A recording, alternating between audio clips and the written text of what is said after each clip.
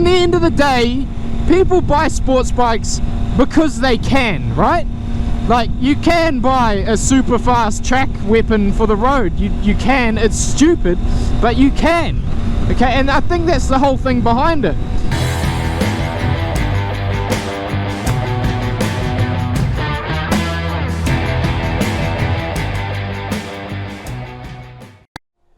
What is up YouTube? My name is Vinny and welcome to Road Blast Media.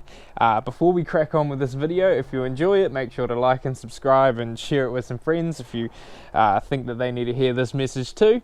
But yeah, anyway, for my subscribers out there, I'm very sorry I haven't uploaded in the last week and a half. I've been quite busy. I got a job at a motorcycle shop and dealership, so there should be some interesting content related to that coming soon.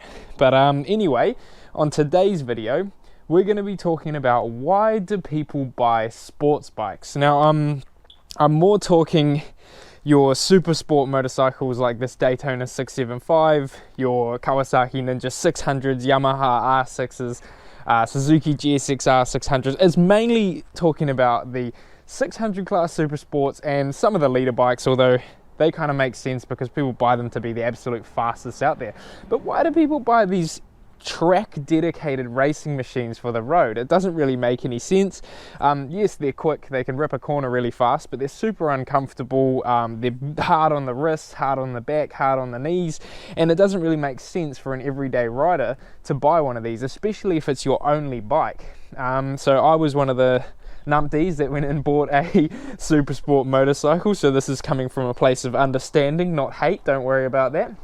But I also own this Royal Enfield Himalayan, which is dead slow, but it is super comfortable. It can go off-road and things like that. That bike makes a lot more sense for a daily rider like myself to be riding, as it's more practical and more comfortable. Although it's not as sporty and quick as this beast, but you can still get bikes that are comfortable and fast, such as, you know, your naked bikes, or even some of the adventure bikes are pushing 180 horsepower, so it's not like you need a sports bike to go fast. But yeah, we're gonna hop on the saddle and I'm going to explain a little bit more about why it's kind of silly to buy a sports bike, but I'm also going to explain why people do it. So yeah, how about we hop on the saddle and we'll talk about a bit more why people buy sports bikes. Okay guys, we're on the saddle now and we're going to be answering the age-old question of why do people buy sports bikes. Now, you need to understand a few things, okay? This is 2022 now and there is a lot of bikes to choose from, and basically every manufacturer has now slapped a sports bike engine into a naked bike or a bloody adventure bike or something along the lines of that. So you've got tons of options. It's not just the sports bikes that are the fast ones now. You know, there's a lot more comfortable options and still sporty and still pretty cool looking, and they sound great, but they're not ridiculously dedicated racing machines that just have lights and a number plate on them. Like, for example, you can still get an absolutely hooligan machine of like a Yamaha MT-09 or XSR 900, which has like 100 and something horsepower, but instead of leaned in like I am here with my bloody wrists all sore, my legs bent, curled up like a knuckle, you can comfortably sit back about like this with the handlebars up here and in a much more comfortable position, but you still have all of the crazy performance that you get from a sports bike.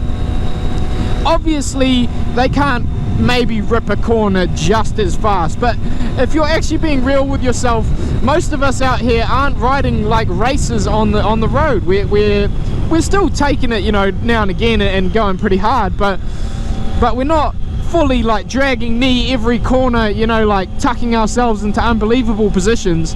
We're just not doing that in reality. Mainly we're just having fun, you know, and also those naked bikes are much better for cracking wheelies and doing hooligan stuff like that anyway. Plus you're much more comfortable, so after a long day's work of being absolutely naughty on the road, you don't have a sore back.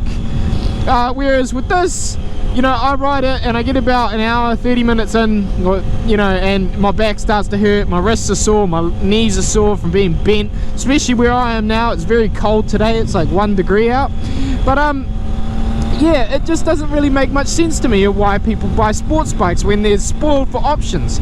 But then I got thinking, and I'm like, well, I bought one, you know, like I went ahead and bought this bloody Triumph Daytona, and I got it for a steal. I got it for a good amount of money, and I'm pretty happy with it. But in the end of the day, I do kind of wish I went for a MT-09 or a Street Triple, or something a little bit more of a relaxed riding position compared to this absolutely aggressive Daytona.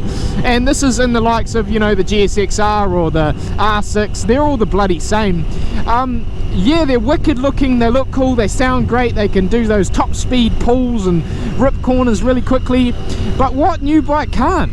Obviously we're talking like 600 plus cc's, obviously, but in the end of the day, you can get the same sensations and still have a much more comfortable motorcycle to ride, and one that will feel more rewarding and also better just for a daily situation.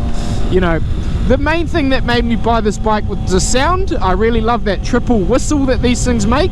Obviously the triple sounds great too, and the look of it. I really like the look of it. The old owner had done a custom paint job on this, and he'd done some mods to it, and I really liked his modifications that he'd done. I thought the bike looked absolutely stunning in the grey. But that's just me, really. People buy these bikes, in the end of the day, people buy sports bikes because they can, right? Like, you can buy a super fast track weapon for the road. You can. It's stupid, but you can. Okay, and I think that's the whole thing behind it. People love to go fast, and they love going as fast as possible, and these bikes can do that for you, almost. You know, obviously you got the 1000cc leader bikes that can't, well, they're on a whole nother level, but this is still ridiculously fast. And yeah, hang on, we'll go down Kia ora Road, because that is the national greeting of New Zealand, is Kia ora. But yeah, anyway, so people buy sports bikes because they can do things like that, accelerate to 100 very quickly. They sound great. They're very sporty. It makes you feel cool, especially when you got like some kids on the sidewalk and they're all telling you to rev it up or do a wheelie, or, you know, it does make your day when you can make a few kids smile and things like that. People love them, you know, people love the look of them. They're great to take a photo of, but in reality, you shouldn't buy one, okay? You should not buy a sports bike. You should buy a naked sports bike, or, you know, something that's much more friendly ergonomically, because that's the biggest qualm with these bikes for the road, is that when you hop on them you go, yeah, this wasn't designed for the road. This is designed to do one thing and one thing only. And I don't know if you've noticed, but around the South Island where I live, if you're a subscriber of mine, you'll notice that a lot of the roads are very, very straight. They're just big, long, straight lines. And a bike like this is really dumb for a long, straight line. And to be honest, like, yes, it can carry a high top speed, but I'm not doing that in reality, because obviously I don't want to die, and I don't want to get caught by the police and get a ticket, da-da-da. So it doesn't really make sense for me to own this bike. I am going to get it to the track, and I'm going to do a few track days on it, and you know, have some fun that way. But then I think I probably will sell it after I've taken it to the track and get something more like a Street Triple or a naked motorcycle along the lines, you know, MT-09 or something. I do love the triple sound, that is true.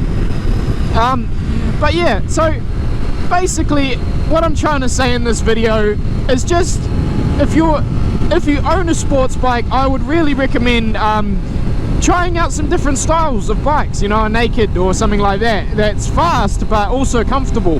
And if you are thinking about buying a super sport motorcycle like a 600 or 1000cc that is as aggressive and race orientated as some of these bikes are, I would recommend testing out a few other bikes and maybe looking past the looks and things like that, and going for something that's actually going to be much more rewarding to ride and much more of a hoot around town and also around on the country roads, you know, because in the end of the day, nobody needs to go this fast, and you'll be better off for it. And a lot of the time the naked bikes and things like that are also cheaper too, which is better, and they're easier to work on because you don't need to remove fairings, you don't need to take off any bullshit. It's all open, it's all there. So have a good think about it before you buy a bike, and if you do own one of these, tell me why you bought it, you know. Let me know in the comments. And if you are actually thinking about changing to a naked or a more comfortable style bike, I have to say, as much as the 125 horsepower of this bike is fun, and as much as I love the sound of it and the look of it, I prefer riding my Royal Enfield Himalayan on a day-to-day basis. A bike that has like 26 horsepower and a tiny amount of torque, and I love it. You know, it's slow, but it's comfortable, and it can go off-road, and I can do like 100 k's an hour on the gravel on that bike. I wouldn't even be able to roll through the gravel on this without cringing my face off with all the rocks hitting all the fairings and going up under the guards. So I have a lot more fun on a adventure bike that makes 26 horsepower than I do on a sports bike that makes 125. Now obviously that would be a different story if I was at a racetrack, but most of the time I'm not. Okay, I'm not at a racetrack. I am on the road, and the road is unforgiving and a bit of a mess. In the end of the day, there's cars everywhere, there's hazards everywhere, and you really don't need a super fast motorcycle that's going to rip a corner at 150 kilometers an hour or whatever. You just don't need that. So that about wraps up today's video. I really hope you enjoyed it. I'm not hating on sports bikes. I bloody own one, okay? I just think that they're a little bit silly in reality. They are. Don't even deny it. You can't. They're dumb for the road. Great for the racetrack, dumb for the road. So yeah, that'll wrap up today's video of why people buy sports bikes. In the end of the day, it's because they can, and they will. You know, they're very, very popular around the world, these sports bikes, wherever you go. So yeah, thank you all for watching this video. Make sure to like and subscribe if you enjoyed it.